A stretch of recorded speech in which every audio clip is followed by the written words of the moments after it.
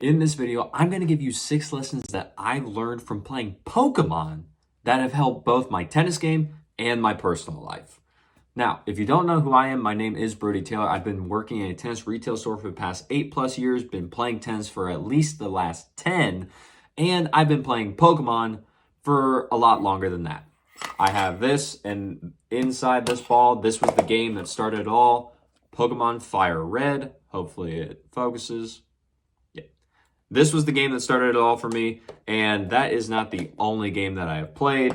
I have a lot of them and that's just the DS's and a GameCube game. So, needless to say, I've played a lot of Pokemon. That's not all the games that I have. Those are just the cases I could find. I also have some on the Switch as well.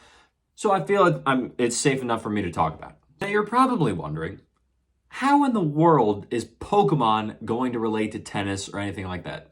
Don't worry, I'm going to explain it here real quick. But before I do that, the shirt I'm wearing, it has the original Gen 1 starters and Pikachu. Comment down below which one is your favorite. My favorite starter of the 3 is Bulbasaur. I started with him as the very first one. I always start with the grass starter anytime I start a brand new Pokemon game.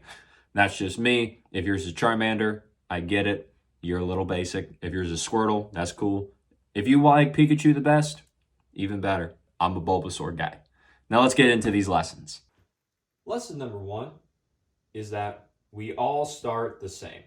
And this holds true for whatever game you're playing, whether it be Fire Red, which I started with, Pokemon White, which is my favorite generation of Pokemon because it's Gen 5, but it's also the game I sunk the most time into out of all of them by far. Or even Pokemon Emerald, which is Gen 3. All of us begin the game exactly the same.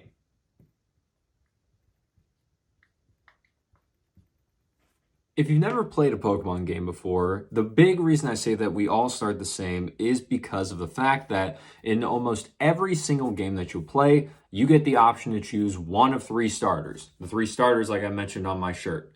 In the original generation, you got to choose between Bulbasaur, Squirtle, and Charmander, and those were your 3 options. Now, you could choose either one you wanted, but we all start the same game with absolutely nothing. We have no Pokemon. We have no idea about what's going to happen when we actually do select the Pokemon for the very first time, especially if we've never played the game before. We're all starting at base 0. And that is exactly how we all are when we first start playing tennis. We have no idea what we're doing. We maybe go get a Walmart racket as our starter racket, just so that way we can actually play the game, see if we even like it. And we just kind of go from there. And then if we continue to play the game and we choose to go along and just figure out things as we go, that's where we have to then start looking at our choices and what we need to do in order to best fit us specifically. Some of us start off the game by having a actual guide to it in terms of what to do. It's going to explain to you what's going to happen step by step and what you may want to do in order to avoid some pitfalls, just based off of, say, other people in our lives that are already with us because we had that pre-built. But there's others that, like when I first started playing, you just go in blind and you're like, all right, I'm going to figure it out, as I say, and just use the context clues that the game gives in order to figure things out. Now, I wouldn't say that's necessarily the best, especially for tennis itself. You can definitely do that. But with all the free resources and information you have online today, especially with YouTube, you may not even need to hire a professional coach. You may just need to go watch a few YouTube videos, get an idea about what's going on, and then work your way up from there. I've known plenty of people that have actually been YouTube taught in terms of tennis training and just tennis gear and everything. So you can find a lot of the good information on there, and you can actually start, even though we all start at the same position, you can very quickly rise against someone that may have paid to play by having all those extra connections or something else like that at the beginning when you didn't. Number 2, change is necessary.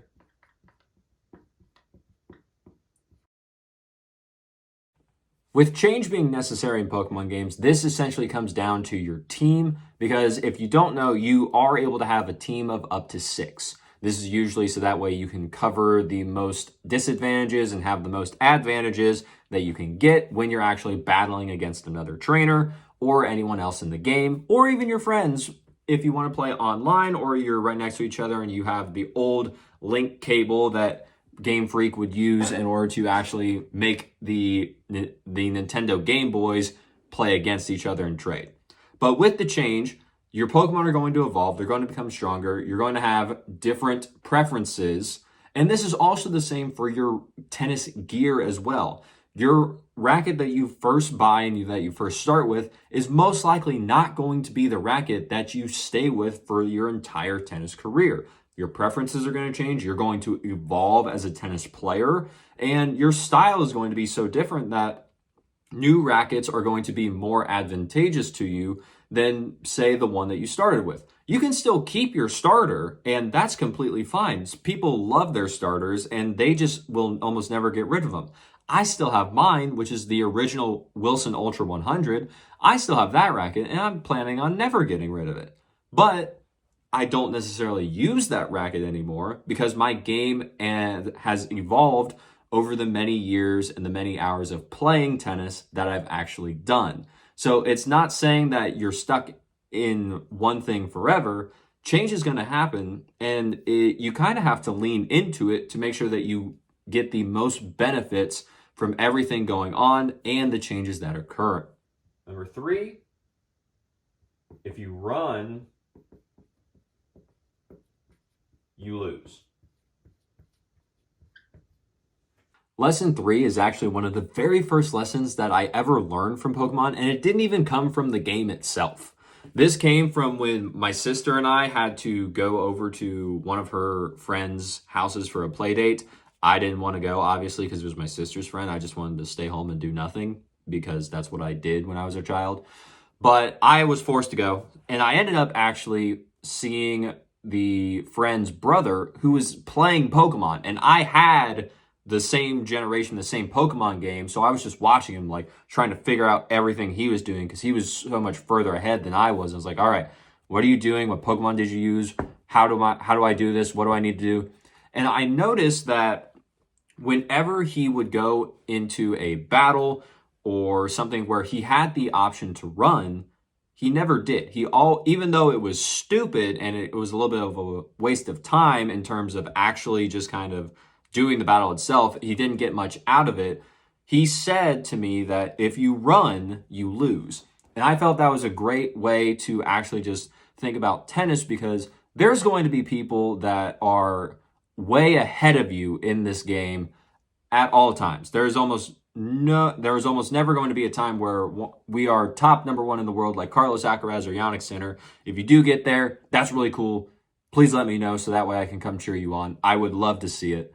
However, for most of us, if you run away from the more challenging things, or if you even run away from the things that seem to be a little bit more annoying but need done because they're going to have a better benefit overall, whether it be just working on your footwork, whether it just be working on your physical conditioning, trying all the new rackets to demo to see which one fits you best, or even trying new strings. If you run away from that and you just say, oh no, this is the best, I can do this all on my own, I don't need to try anything else, this is just going to work, I'll make it work. It's like, you're just kind of hindering yourself. And at that point, you're just asking to lose. So with that, kind of with lesson number 2, that change is necessary, this is where if you run away from that change, you're just, in my opinion, stifling the growth that you can get, both in your tennis game, as well as just personally too, with whatever personal changes are going to come as well. Lesson number 4, don't wait to be great. Number 4, don't wait to be great.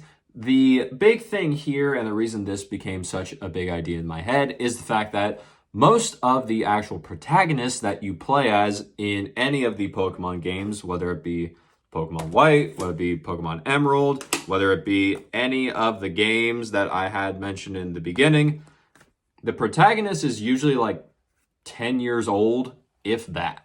They're maybe like 12, maybe into their teens.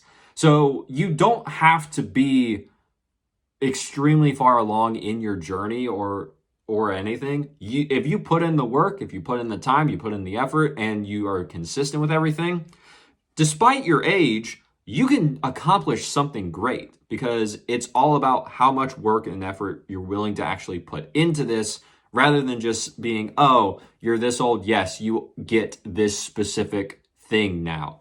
Of course, that does work dependent upon your age with like getting your driver's license or being able to potentially drink alcohol, smoke weed, do whatever you want, or do other adult things. But if you're just trying to do something big and do something great with your life, you don't necessarily have to wait for it. These kids in the game prove it time and time and time again. And you can also see it in our world as well, too, just with all the small kids that are working with their parents too, but they have YouTube channels that are much bigger than mine. They're making millions and millions of dollars. And it's just like, they didn't have to wait. You don't have to ask for permission. You just have to go out and do it. Lesson number 5. You are the hero.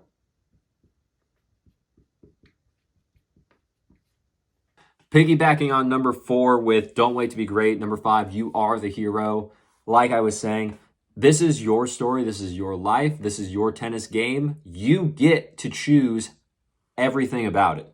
Everyone that you play with, if you're playing doubles, your partner's relying on you. So you could be the one to win the match on break point in order to just win the entire round for your team that you're playing on, if you play interclub or anything like that.